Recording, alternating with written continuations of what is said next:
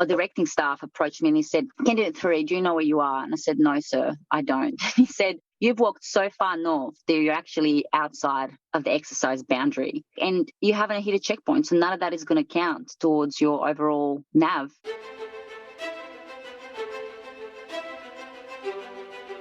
Welcome to the podcast where we track down Australian war veterans, have a chat with them, and hear their stories. I'm Alex Lloyd, and this is Life on the Line. The single greatest sacrifice I've made is my family. We weren't out there to take country, we were out there to do something. That was our job. I did feel a lot of regret. Friends were still getting killed. It got to the point where, you're going to funerals quite often. Do I lead under fire? And that was a heavy responsibility, I guess, on my shoulders that I didn't want to screw up. War itself is horrific. It's a horror story. It should never be dressed up as if it's something glorious. Not what you can do for yourself, but what can you do for your country. The volunteer for service was in effect to put your life on the line. Monika Georgieva is a veteran of the Australian Army. She was the first female to attempt 2nd Commando Regiment selection and SAS selection, the latter of which she attempted twice.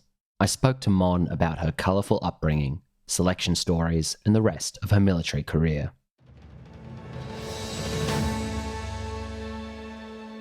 I'm Alex Lloyd, speaking today over Zoom with Monika Georgieva. Mon, welcome to Life on the Line. Thank you for having me. Let's go right back, Mon, and talk about your childhood in Bulgaria. Born in the, mid to late 80s. I think growing up back in the day, it was probably different. Irrelevant of which country you lived in, probably pretty different here in Australia as well. There wasn't, as much technology, and Bulgaria itself had just come out of being a communist country under communist influence. Things were pretty different. There's a fair bit of crime, a fair bit of poverty. I remember vividly my grandmother having to line up at a bakery at 4 a.m. to try and get some bread because there was such shortages. So life was definitely rather different from what it is now. And what did your parents do for a living? My parents did a bunch of stuff. My dad actually used to drive those big trucks. He had to travel overseas a fair bit as a result of that. So when I was little, I didn't actually see him 4 months on end because he traveled extensively through Turkey. He lived in Iraq for a couple of years, and he actually got stuck overseas in Kuwait during the first Gulf War. He was in no way involved with the military. He was there working when the war started, and he just couldn't exit. So we ended up not seeing him for about a year. And then once he transitioned out of that, my mum and dad opened a cafe. They owned that for a little bit. They then sold the cafe, owned a supermarket, eventually opened a nightclub. We had that for a number of years. That was pretty interesting for me growing up as a child. I actually spent a fair bit of time there as a young kid. He eventually opened his own brewery. Cafe to supermarket to nightclub to brewery. I can sort of see where that journey goes. Yeah. What was it like being a child in a nightclub? Were you there during the prime hours of its operation, or more just in the daytime when things were a bit quieter? Don't judge my parents would be our preface with that. So I actually did go there at night, which sounds a bit strange, but we didn't really have, babysitters as a concept back then in Bulgaria. And so grandparents used to look after kids. And when that wasn't an option, because both my parents worked and I didn't want to stay at home on my own, being, quite little, so I would have been primary school aged, they used to just take me with them. I used to ride a skateboard, and I would do that. I would actually ride my skateboard around on the dance floor before all the clients would start coming in. And then I just kind of hang out at the bar. Yeah. Sometimes fall asleep and then get taken home by my parents. Yeah. That would be a very eye-opening experience. How old were you at this point? Maybe 7 or 8. Don't want to fuel any particular stereotypes of the Balkans, but were there any see any more colourful moments during the nightclub hours? Yes, I did. So I guess 2 things probably stick out the most. Everyone had the ability to carry weapons in Bulgaria, and even though I don't think that licensing was as strict as in Australia, a lot of people that had weapons, knives, guns, that sort of stuff, and it was quite common. I remember one night the police came into the nightclub to do a random search, and literally within moments of them entering, you could just see people throwing knives onto the dance floor, and they were just scattering everywhere because they didn't want to get caught with a weapon on them. And then as soon as they would leave, everyone would just keep going as it was. So I thought that was pretty strange, I guess, as a kid. And then another moment that sticks out in my mind was my dad was very strict about people not carrying guns inside the nightclub, but there was a shootout outside. And I remember trying to get out because I was worried because my parents were at the front and I didn't want to, them to get in trouble. And then the bartender basically saying, no, you can't go outside just in case. Yeah, that's another moment that sticks out. So you have that rather insightful, colourful, well-rounded childhood experiences. When is it you sort of first leave Bulgaria, not so much for travel, but in terms of like a living situation? I got sent to boarding school when I was 13 in Edinburgh in Scotland. And it was a decision made based on the fact that education in Bulgaria wasn't, I guess, as good as I could get overseas. And my parents could afford to send me and they wanted the best for me. So I ended up getting sent to boarding school when I was 13 and in Edinburgh, and I was there for 5 years. I completed my secondary education there before then moving to Australia. You prefaced your earlier nightclub answer not to judge your parents, but that actually seems like you've gone from your grandmother on the breadline to them running very successful businesses and been able to send you overseas. And they also recognise that you were going to possibly get a better quality of education and opportunity abroad, and made the rather, I'd say, selfless decision to maximize your potential chances. So I think credit to your parents. Yeah, I have to say, coming from really humble beginnings and living in a 2-room house to them being quite successful, and they worked very hard to achieve that, and having the ability to send me overseas to what was a very expensive school definitely is a credit to them. And forever in the day, my mum still gets upset on the phone because, I got sent away when I was so young, but it was definitely selfless. But it set me up, and if it wasn't for that decision, I probably wouldn't have ended up, living in Australia and being where I am today. So you've said boarding school, Edinburgh, and very expensive. So is that Fettes College? Yeah, yes, it is, yeah. I was born in Edinburgh and have a Scottish ancestry. So that's the school former Prime Minister Tony Blair went to. It is a very prestigious, posh school, as they would say, over in the UK. What kind of cultural shock was that, going to a Scottish boarding school compared to that lifestyle in Bulgaria? For an average Aussie growing up, they might get their first culture shock joining the military if that's the career path they go down, whereas I think that would have been the earlier culture shock for you, that big transition there. Yeah, it was. And I think I was quite cocky. I was 13 when I went there, and I thought I was all grown up and could just, it was going to be great. And then my parents came with me that first time. They spent about a day there, and then they had to go back to Bulgaria to go to work. So all of a sudden, I was in this new country. I spoke English quite well, so that wasn't an issue. But I was a fairly shy child, and I think found it pretty hard to actually make friends with people because I didn't say a lot. And most people actually assumed that I didn't speak English very well. And it was a little bit of a shock to the system for sure. And it was pretty hard in my first year. But then looking back, once I sort of committed to being there and making a life there, I really enjoyed my time in boarding school for what it was. So yes, you push past that homesickness, as it were. Then I guess what first draws your interest to the military? Was it while you're in the UK, or was it after you moved to Australia? I think it was before that. So I vividly remember being little and Dad coming back from overseas and giving us some presents. And he gave me these shoes. They were camouflage pattern shoes. And in Bulgaria, you don't wear shoes inside because everything is, so dirty. So you never wear shoes inside. And I remember wanting to keep my shoes on all the time because I thought they were just like the coolest thing.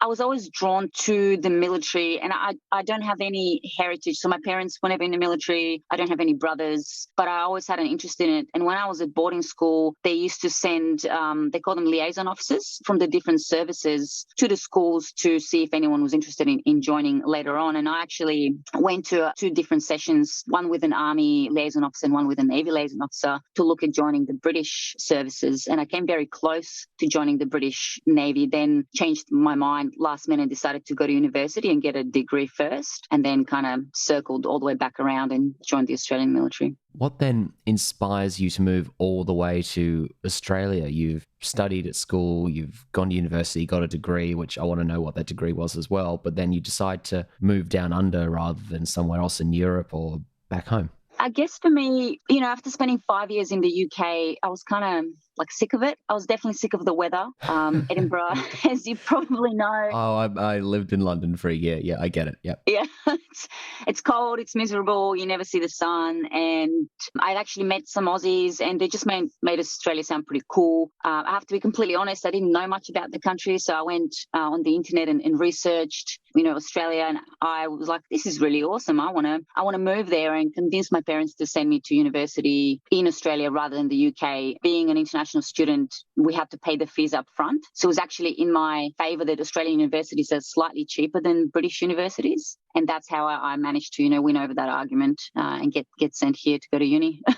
And what did you study here and which uni? I went to ANU in Canberra, to the Australian National University, and studied a Bachelor of Arts majoring in international relations and Spanish. Okay, so you're in Canberra. I can then see you might be running into soldiers studying at ADFA, at bars or nightclubs, that kind of thing. And is that when the military thread of interest picks up for you again? I actually used to work at Mooseheads, which when I tell people that, they tend to laugh. That makes sense. Okay.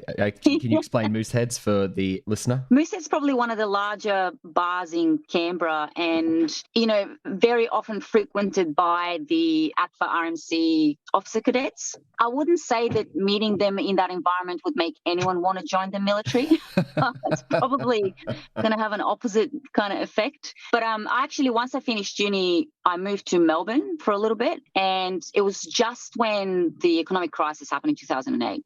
It was very hard to get a job. I just finished university. My whole life I'd studied, wanted to have this meaningful experience, this meaningful job, and ended up working as an administration assistant for a superannuation consultancy. So I can't think of anything that was, more boring at the time. Started thinking about, what I want to do with my life and kind of thought maybe I would join the reserves. I always had an interest in the military. I thought if I joined the reserves, it would give me something else on the side to do. I'll see if I like it or not. And I ended up joining the reserves when I was in Melbourne and pretty much joined in May 2009. As soon as I then went to Kapuka to do my first training block as an officer cadet, I pretty much fell in love with the Army and decided to transfer full-time and go to RMC the following year. So you go to the Royal Military College, RMC, Duntroon.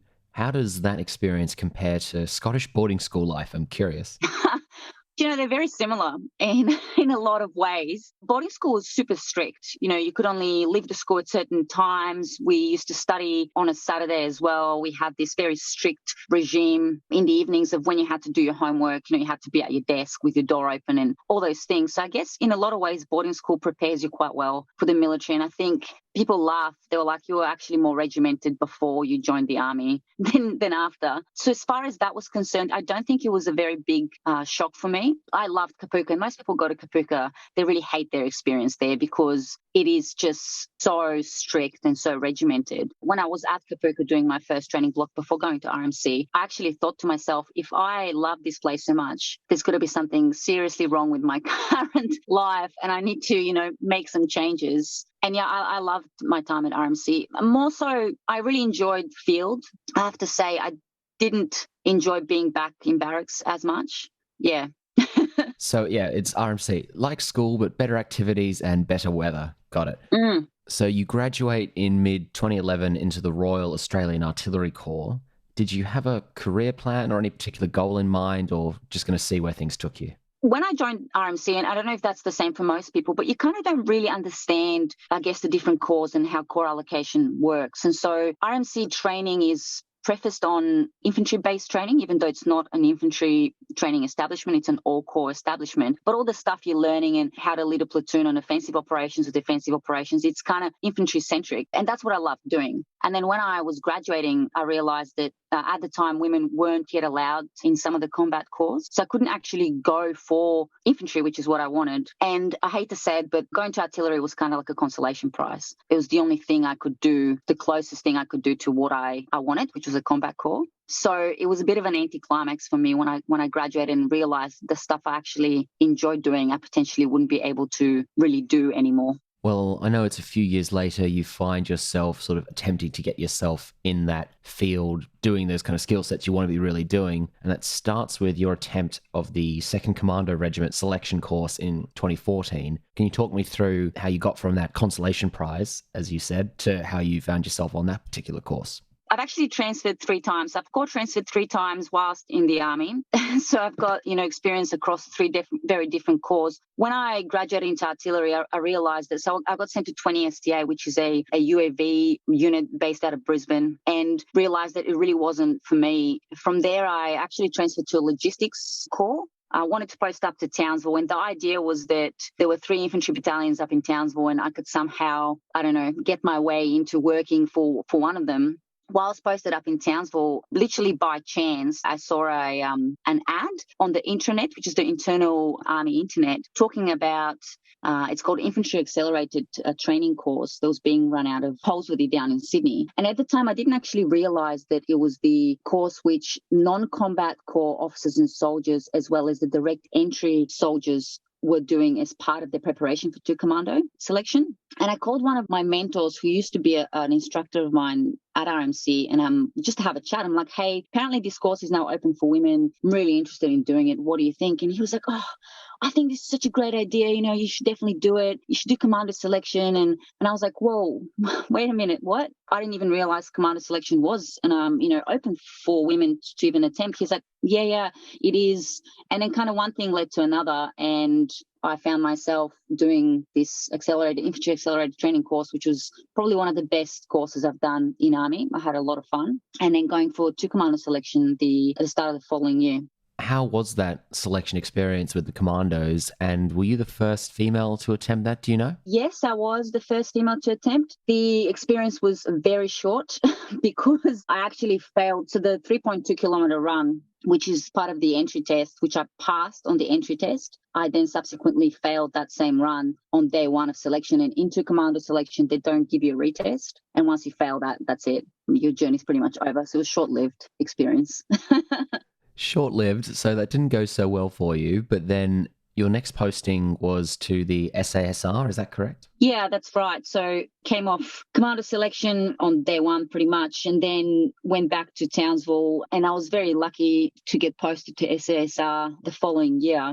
I was posted to the unit for 2 years, ops officer role in the unit. I then attempted SAS selection in 2015. Before we jump onto the SASR selection attempt, with the failure at Commandos, how did you feel about that, I guess? How did you analyse your own performance on that? Yeah, that's an interesting question. So the AIT, I guess the actual course, gave me that opportunity to work with soft personnel to Commando personnel, and my performance on the course was really good, and I always knew that run was going to be kind of my nemesis. It's a very hard run for anyone that has ever done it. It's a 3.2 run with webbing, which weighs 8 kilos, rifle and boots. For smaller individuals, whether male or female, it's always going to play a bit more of a role because it's such a large percentage of your body weight. I mean, I was disappointed to fail that run onto Commando selection. I definitely thought that if I could pass the gates and be there at the end, I would be successful. But I was also determined to try harder, train smarter, and hopefully then pass that run and get on the SAS selection, yeah. I'm not going to ask you your weight, but what is your height and build? Look, I have no issues talking about weight. I'm pretty small, so I'm 163 tall, so I'm probably on the shorter side, even though I'd like to think I'm average height for a woman, probably on the shorter side. And I weigh about 58 kilos. And I think actually when I was going for Commando selection, I was a little bit lighter, so probably around 56. Yeah, so definitely not, like, I wouldn't say small for a female, but yes, compared to all the males who are going to be in that environment, yeah, you'll fall at the smaller end of the spectrum. There's a natural physical disadvantage there, and of course they're testing more than that. They're testing psychology and resilience, but the physicality, there is that baseline component that's going to be challenging you. Yet you would just accept that, okay, I have this natural challenge I have to face with the nature of that run, which was a factor in the Commando selection course. You know that there'll be that equivalent challenge again at SAS selection, but that doesn't stop you. So I'm curious, what motivated you to go for it? I mean, it hadn't been achieved before by a female at that time. So why were you so determined? Okay, look, I didn't pass that. I'm going to go give this a go, this rather legendary thing in the community that is SAS selection. People have asked me in the past, did you feel like you were doing something to progress things for women? It was never anything like that for me. I mean, it's probably going to sound selfish, but I literally wanted to do selection for myself. I thought the job, especially after posting to SSR, I mean, I thought the job was super interesting and something that I really wanted to do. To your comment that it hadn't been done by a female before, yes, that can be quite daunting from the perspective that you just don't know, is it going to be physically possible for me to be there at the end of that course? based on my physicality. But as far as, I guess, looking up to people, having role models and having mentors, for me, the gender didn't really play an important role. And I had a lot of role models who were, in fact, serving in SASR and who I'd met previously through my career, who are male, but who I aspired to be like. And that also helped me with my, drive and determination to try and be there at the start line. I think that's an absolutely awesome, correct way to approach it, that the gender aspect just wasn't a consideration for you. It's just, are you as an individual capable of achieving X, Y, and Z? In that case, talk me about the training you undertook to prepare yourself for SAS selection, and before we get to the actual start line of the course, as it were. So very lucky for any of us that were posted in the unit, to be honest, because obviously you had this first-hand experience and you had the PTIs, who were like the physical training instructors, posted to that unit who would help us with preparation, training programs, etc. And I was very lucky to have two who I think are some of the very best in their field, and that's Kevin Toonan, who's now out and runs 98 Gym in Sydney, and another member who's still in, so I probably won't talk about his name. But so these two gentlemen were just amazing, and they really helped us out. They created training programs for us. I mean, I remember doing a trial run for the 3.2 and Kev coming in at like 6 a.m. when he didn't really have to, before we'd start work, just to time the run for me and then help me out.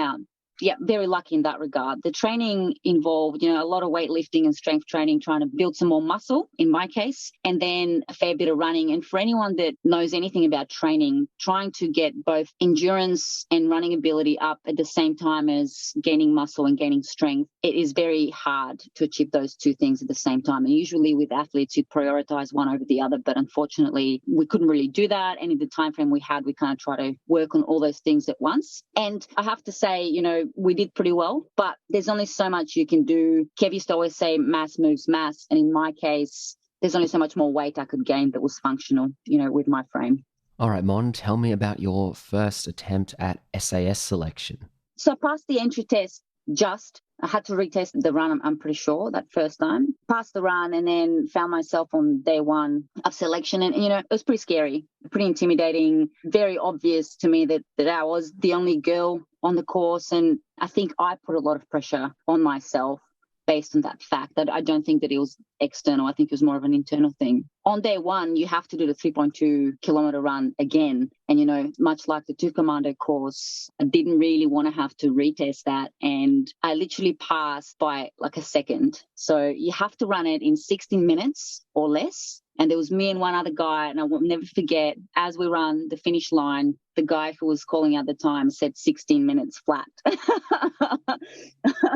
I was really happy. I mean, some people would be upset with that. They'd be like, oh, I should have run fast. I was like, yes, I made the run and I'm in. That's all that matters.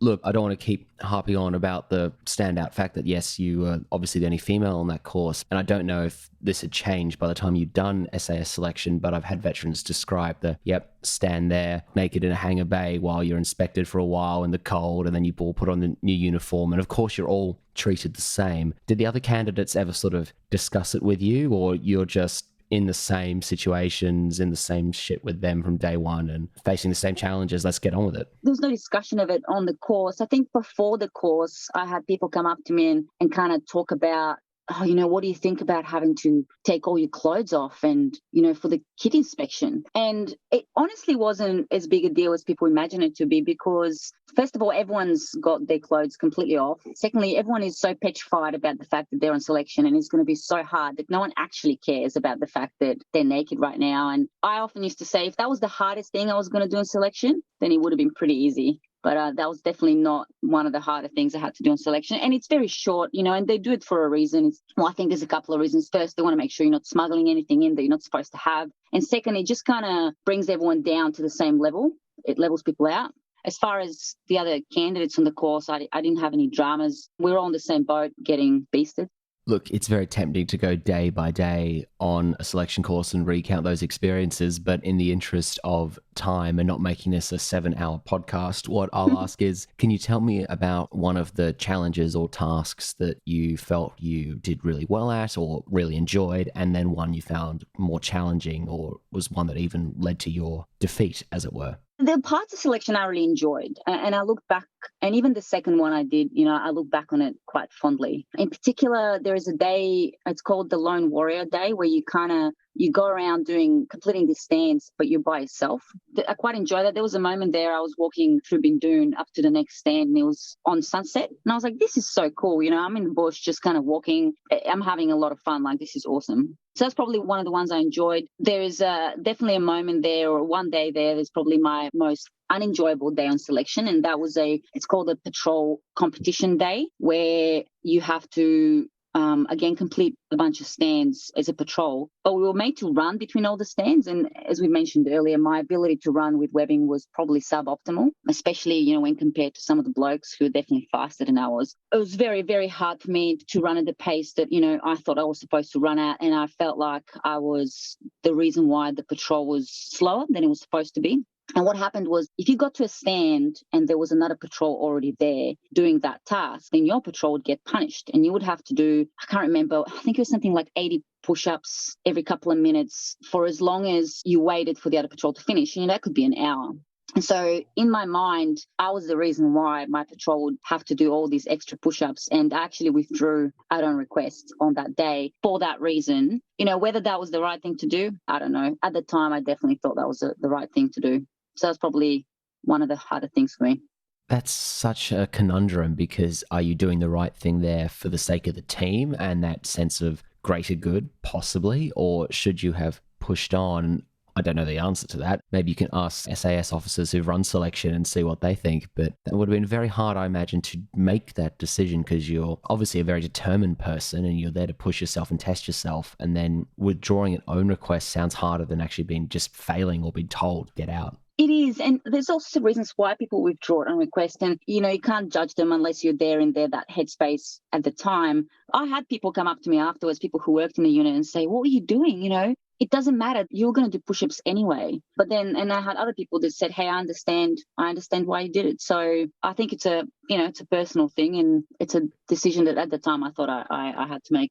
Obviously, running with weight is your nemesis, but Yep. But obviously you're also very tough psychologically, and I'm curious as I continue talking to you to try and unpack more how you've built that very resilient mindset. But I've heard the classic story of super strong, tall, or big athlete, or just someone really athletic and from whatever background comes on the course and then doesn't get through, not because they can't perform physically, but they tap out, they choose to withdraw at own request for whatever reason. And it's something I've never attempted, so I'm not going to pass judgment on that. But those withdrawals are a psychological decision rather than a physical, yet your choice to withdraw there sounds more at a physical level. So I'm curious then, how do you, built yourself up, psyched yourself up to keep pushing? And again, it sounds like if you'd been more proficient at the run, you would have kept going, and who knows where you would have got to on that course. And we'll get to your second attempt. But how do you look back on your own mindset and psychology at the time? I think there's always room for improvement. Like, I have reflected on my decisions to withdraw off the course and why I did it, and whether I made the right call, whether, I could have tried harder, lasted longer, or whatever. And I think there's always, room for improving your own resilience. How you get resilient? I mean, I think if I had the actual answer to that question, I'd probably make a lot of money. It is the buzzword of the year, yep. Yeah, that's right. I think part of it is my growing up and my childhood, which was different in a lot of ways, probably meant that I'd seen some adversity, early on in life. And I can only speculate as to whether that contributed to my mental ability or my ability to persevere through certain things, maybe. But at the same time, you don't know which way it's going to go and how that's going to affect someone. So it could also have had negative impacts as well as positive impacts. As far as preparing mentally for selection, I actually don't think I did that in a deliberate manner all that well. And definitely, if I was to give anyone advice now, I would say that they should really look at deliberately preparing themselves mentally for the course as well as physically. But you are right. There are people that come on the course who are just so fit, and they just seem like, they're cruising through some of the harder things. And then when they withdraw, you often wonder why they're doing that, and I'd often get quite jealous and think, geez, if I was as fit as that, if I had that ability, if I was 20 kilos heavier and I could do those things, I wouldn't withdraw again. I only say that from my perspective, but who knows? Well, you withdraw on that first selection course. You're not carrying the weight of the first female aspect or the glass ceiling you haven't broken aspect. That's not phasing you. You're just focusing on your own goal setting, which I think is brilliant. And then you decide to go and give it another crack, I think the following year. What made you turn around and decide, let's put myself through this again? So I came off on day 9 and I just felt like maybe I just need to train a little bit harder. And I was actually so excited about doing selection again that I came off the course and, had at least a week break because my body was a little bit beat up. And Kev, my coach, I was just hassling him. I'm like, can we start training again? Can we start training again? He's like, you need to have a break before we then start. We've got time. And I was actually really excited about doing selection again. And maybe I'm a sucker for punishment. I don't know. But I genuinely thought that there was still hope and, I could do it. So how did the first 9 days of attempt number 2 compare to the first 9 of attempt number 1? Were the tasks, even if the detail was different, were they similar in focus and structure and that kind of thing? And something... it was a problem or a challenge you were familiar with? Yeah, the general structure of the course hadn't changed that much between the 2 years. So definitely there was a little bit less of that unknown in some regards. I don't think if it was a challenge, but definitely there's a certain day where you do a 9-kilometer webbing run, but it's not necessarily in a certain time. So I just try and do it as fast as you can. And it's over these really horrible hills. So you end up walking some of them. But I remembered where the turnaround point was. And on my second go, I remember running past the turnaround point and thinking, I'm like, why are we still running? I'm 100% certain this is where you turn around for the 9K mark. And then later that day, the guy who was running selection, who I knew because I worked at the unit, came up to me and said, candidate, I can't remember what number it was. He's like, so what did you think of the run this morning? I said, sir, I'm pretty sure, I have a feeling it was longer than 9K. He's like, yeah, it was. He's like, I just decided that I'm going to make it. I can't remember if it was 12 or 14 or something. And he thought that was the funniest thing. He was like, haha, I tricked you guys. You thought it was going to be 9K, but it was actually longer. Yeah, so it was pretty funny. Let's talk more about that second selection attempt. Once you get past that day 9 mark, what are some other of the highlight experiences? I mean, how far do you get? Do you get to the Lucky Dip or Happy Wanderer phases? Yeah, I didn't get to Lucky Dip. I got through halfway through Happy Wanderer, which is the navigation phase. And we did ours at Lancelin, which for anyone that's been out at Lancelin, it's actually quite beautiful, but it's basically sand dunes and salt bush. So if you're not walking on sand, you're walking in this really, really horrible salt bush that is sometimes much taller than me as a person. And it just rips through your clothes and it's just horrible to navigate through. The way it started for us, we got put on a couple of buses and then taken to Lancelin. And then when we got there, I think it was something like 7K insertion walk in to the start point on this really horrible sandy road. For anyone that's ever walked on sand carrying weight, it's probably not the funnest thing to do. So you walk in and then in the next morning, you basically start a solo navigation phase where you get given a checkpoint and then you walk to that checkpoint. Once you reach it, there will be a directing staff there who will give you your next checkpoint, and you keep doing that until you're basically told that the exercise or that part of the selection course is over. And you're not allowed to speak to any other candidate, even if you see them. And the whole idea is that you are completely on your own the whole time, navigating and walking through the bush. So tell me about your experiences with Happy Wanderer. How did it go and how did it end? On the one side, I really enjoyed Happy Wanderer because I like being on my own. And, it means that you're not getting potentially in the shit or getting yelled at by directing staff or getting punishment PT sessions. What really undid me up to the Happy Wanderer phase, we still carried a lot of marching order that is full load out with a pack, which was quite heavy. And I think over time and then during Happy Wanderer, which is basically you carrying that heavy pack over many, many kilometers each day, really affected my body's ability to continue because the weight ratio was so high that at times I was carrying close to body weight for myself, which again, it wasn't sustainable for me over long periods of time. And it basically got to the point where on Happy Wanderer, I was crawling through some sand dunes and I couldn't even walk at times and started feeling a little bit unwell, things got distant and far away. And when I made that call to withdraw, by the time they picked me up and took me back to the central location. Like I couldn't really speak properly. So I think largely it was just maybe exhaustion. I remember getting fluids and sugar, and I remember the medics couldn't get any veins and like them trying to get a vein in my hand. But then I recovered quite quickly after that. So I think it was just, exhaustion probably. But that's what it came down to. I think the weight carriage and the percentage of weight that I had to carry for my body size is probably what really undid me that second time around. Do you know how far you walked or what number of checkpoints you did or didn't hit? Or I don't know the overall. I know the first day I walked just over 20K on the Happy Wanderer. I couldn't tell you over the whole of selection. Yeah, I wouldn't have a clue. Is there a story where you went outside the boundary on this phase, or is that a different exercise? That was my first. So you do a little NavX in the first part of selection, which isn't Happy Wanderer. And the first time I did selection, we were heading out on a first checkpoint at night. And I was so pedantic about following a bearing at night because, the last thing you want to do is get lost at night and having to backtrack and do all those things, We get tracked with GPSs, which are attached to our packs. And I got told subsequently that they basically watched me walk in a perfectly almost straight line, but directly north, so completely in the wrong direction from where my checkpoint was. And it's what I'd done is I'd actually set my compass for whatever reason. I was really tired, wasn't paying attention. I'd set it due north and I hadn't set it on the right bearing. And so when I got to what I thought was my checkpoint in the morning, I couldn't find anyone. There was no directing staff. There was nothing. So I called it in and said, hey, look, I think I'm at the right spot, but there's no one here. And they said, candidate, you need to check your nav. It's like, oh, this is crazy. I'm sure like I kept the bearing. And then I realized that I don't know where I am. And I thought, well, I'll just try and do a resection, which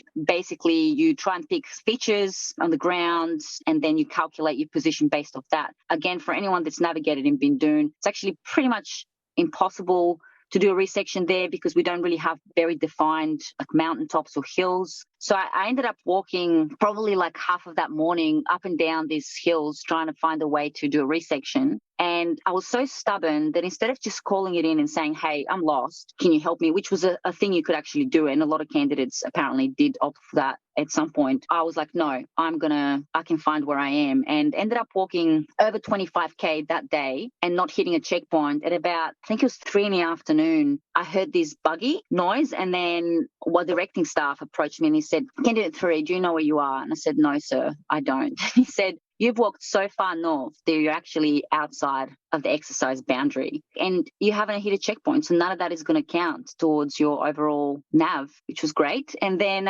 he basically told me where I was and then I had to go on my way and get to my actual checkpoint and then do another one that night. So I reckon that day I probably walked close to 40K, actually.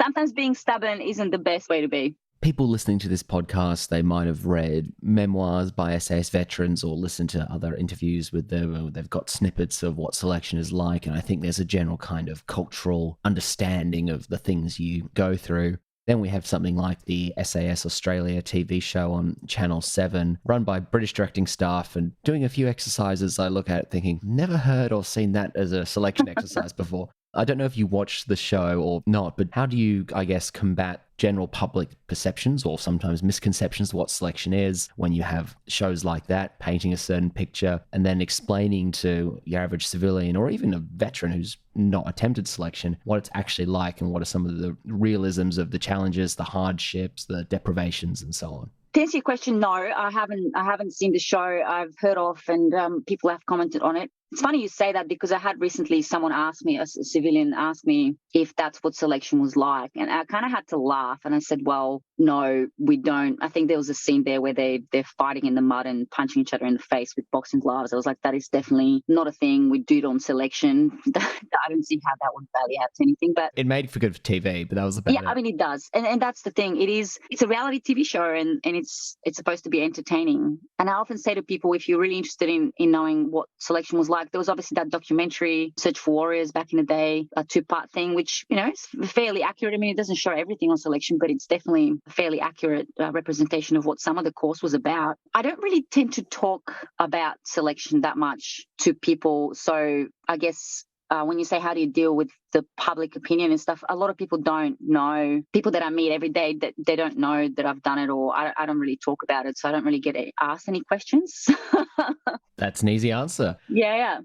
Well, look, Monika, I don't think anyone listening to our conversation now will question just how damn tough you are and how disciplined and resilient your mindset is. The fact you attempted the course, let alone twice, 3 times if you want to count the Commando version as well, makes you much more badass than most. You actually got yourself there and did the work. But it's also human to be disappointed by not succeeding in the manner that you wish to. How did you find bouncing back from that second failed attempt and, I presume, deciding, okay, that's it, I'm not going to give that another go? It was hard and I was disappointed, and I think I definitely remember the day we got driven back down to Perth from Lancelin. It kind of like dawned on me that was it, like that was the end of the journey. It is quite hard, but then you kind of just get on with it. And, I had to go back to work and I had a job to do. Then one thing led to another, and I actually, by chance, ran into a senior officer who had been kind of like a mentor of mine. I'd known him from my postings previously to Townsville. I ran into him by chance in Canberra. I was there for work, and he mentioned to me that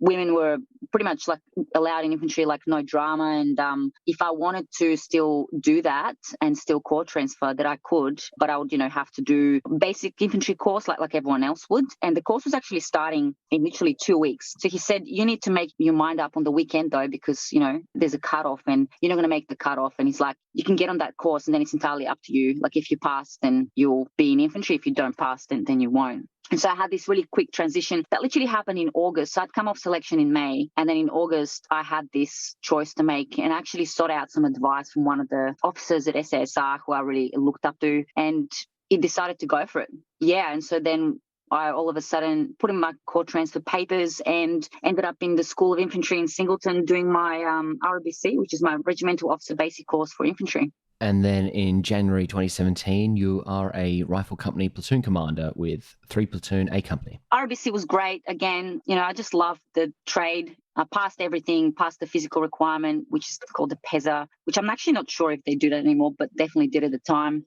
All the female candidates, soldiers and officers at the time were getting posted to 1 area. So I ended up getting posted to 1 area, which I actually really wanted anyway, up in Townsville. And I took up the command of 3 Platoon Alpha Company for a year and was very lucky because that was the year 1 area was gearing up to become the RBG, which is the Ready Battle Group mid-year. So it basically meant that the whole of the first half of the year was a lot of field time and a lot of lead-up training for us to get certified. And I think it's one of the best times to go to a unit because obviously if you're going into a reset phase, it's not a lot of that going on. People tend to be doing individual courses, so you don't get as many opportunities to command and lead the guys in the field. So I was very lucky to have been posted there at that time. You'd finished RMC and been given, as you described, the consolation prize of the Artillery Corps, and then you make attempts at getting into Special Forces in what is most akin to an infantry role in certain respects. And now you're finally in that kind of infantry role. I'm sure that's very enjoyable and satisfying to be in that kind of corps that really resonated with you. Yeah, it was. I've never been much of I never really cared much for like hat badges or hat colours or whatever, but I have to say that I was immensely proud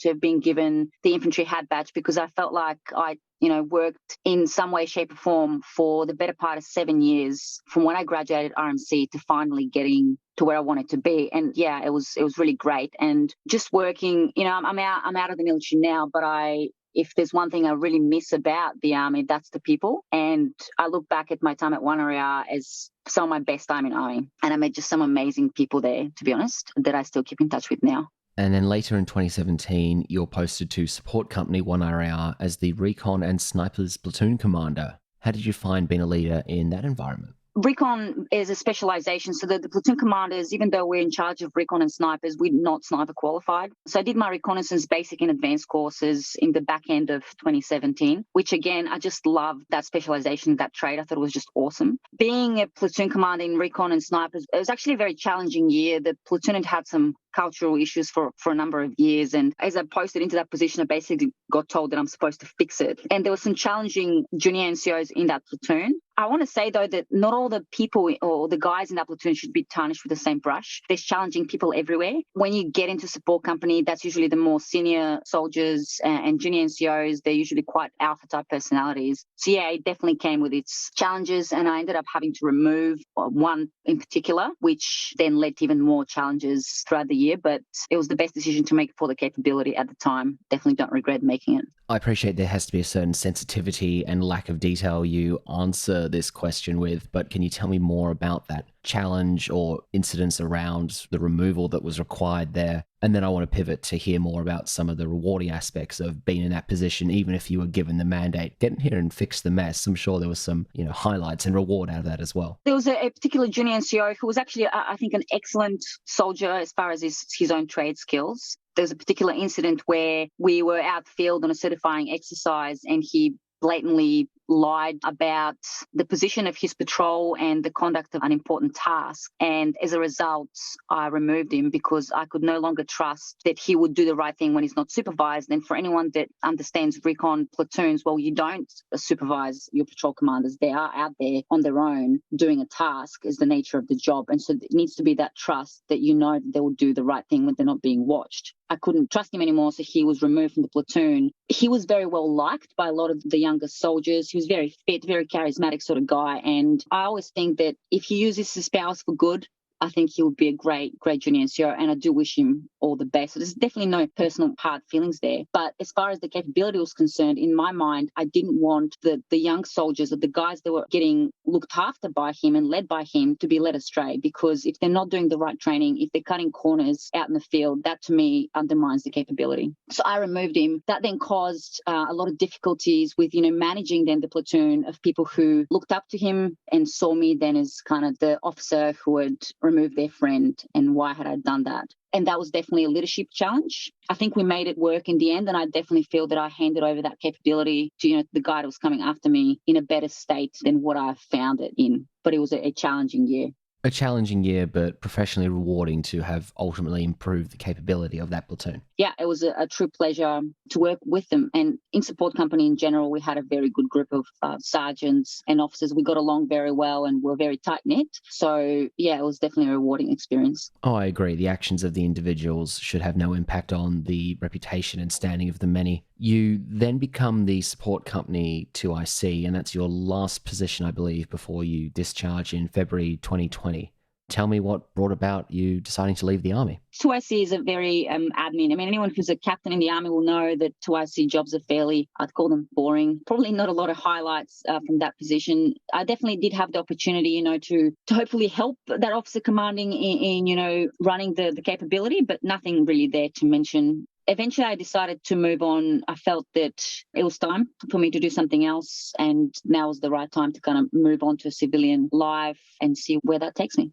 And then you ran into a previous guest on this podcast, former commanding officer of the SAS, Ben Pronk, at puppy school. Tell me about that encounter. Yeah, that's right. So Ben was my CO when I was posted to SASR, and that's how I knew him. And it just by chance, my partner and I bought a new puppy, and we're taking him to puppy school in Perth, in Swanbourne, where I live. And I looked over, over my shoulder, and there's Ben with his family, and they just bought a puppy, and we just started chatting. I mentioned that I was looking to get out, and he ended up offering me a job, and so I ended up working for him and his partner Tim Curtis at Metal Global. So how did you find, Mon, that transfer of skill set from that military realm to the business world? Because this is a big jump. Your first career post-military, which has been your whole adult life post-university, but you're still actually, I suppose, working for two ex-army officers. So there's that bit of familiarity in that environment. Yeah, and I think, again, very lucky. Definitely don't think I would enjoy working for a large corporate type company and environment, and especially after coming out of the military, which is it's a big bureaucratic beast in nature. It's just the way it is. Working for Ben and Tim in a small company has been really great, and yes, it definitely does help. The fact that they both have a military background, it does help with that transition. Interestingly, COVID, I joined them at the end of Jan, and then COVID pretty much hit a couple of months later. That was quite interesting, although I have to say in WA, we really have nothing to complain about because we've been very, very lucky with our experience with COVID, and life here has been pretty much normal since about May. So can't complain. Yeah, starting full-time civilian work for most people in 2020 would be a very abnormal experience. But yes, I suppose in Perth, it's been a tad more akin to normality. How is it working under Ben and Tim? Is it fun? Is it unbearable? You can be honest here. We won't tell them your answer. Working for them, it is very fun. Both extremely high-performing individuals, very, very different, I think, which is very funny. They're very different from one another. I think they complement each other very well, and as a result, it makes them good business partners. And yeah, working for them, it's been really great. I understand, Mon, that another passion of yours is climbing. Can you tell me more about that? I've enjoyed climbing for a little while, and I think now, as I transitioned out of army, I thought I had more time. I was in the same place, not moving, hopefully for another couple of years. I had more time to kind of invest into climbing, and it's really developed into a passion for me. My partner used to be a outdoors guide before he joined the military, so he had, a bit of experience doing that. We went to the Tasman Glacier in New Zealand at the end of last year over Christmas and did some mountaineering, and I'm like, I love the mountains. Obviously, Australian Perth, probably not the best place for that, being quite a flat country. But at the moment, I spend most of my weekends at local crags or climbing gyms trying to better my skills. The reason why I love climbing, I have to say, is that I think it's a perfect combination of a mental, emotional and physical challenge. So you require, the strength, the technique to conduct the climb, but that's just such a small part of it, because for anyone that's done any outdoor climbing, there's so much more to climbing than just the ability to make a certain move, especially if you lead climbing. There's that fear of falling, trying to read the rock, making sure that you've accounted for all the environmental factors that are there. It is just this complex problem you're dealing with, and I think that's why I truly enjoy it. Well, it's a far healthier and more satisfying hobby to be taking up rather than reverting to your childhood antics of skateboarding around nightclubs, which is a total possibility for you to be doing in Perth at the moment. Yeah, that's right. I don't think they'd let me skateboard in a nightclub here. Probably not, but I'm sure your parents have looked from afar in Bulgaria and just been really proud of the fantastic career you've had in the Australian military, the new one you're forging in life after, and you made the most of the opportunity that they gave you. Yeah, I'd like to think that I haven't disappointed them too much. Well, Mon, thank you so much for your time today and sharing your insights into selection and your journey. I think your toughness is very inspirational. Thank you for your time today. Thanks for having me, Alex.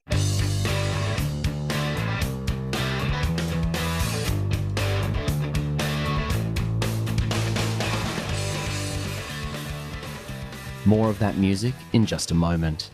We've had many SASR veterans on this show.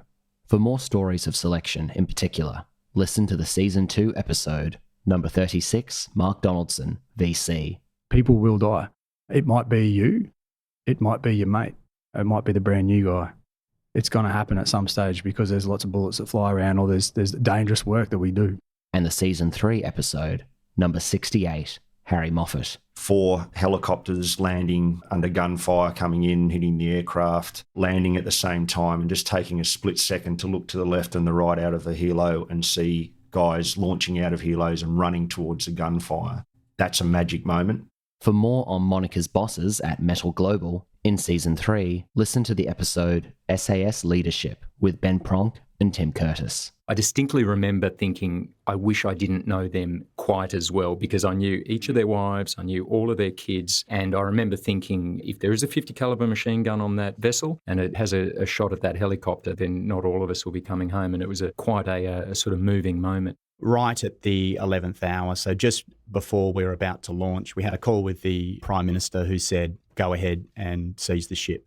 Then in Season 4, including a discussion on leadership during the COVID crisis, listen to SAS Leadership Vol II with Ben Pronk and Tim Curtis. This is the zenith of resilience that you want to aspire to, where you are essentially bulletproof to whatever life throws at you. Guys raced into burning helicopters with detonating explosive charges and ammunition and pulled people out of the wreck.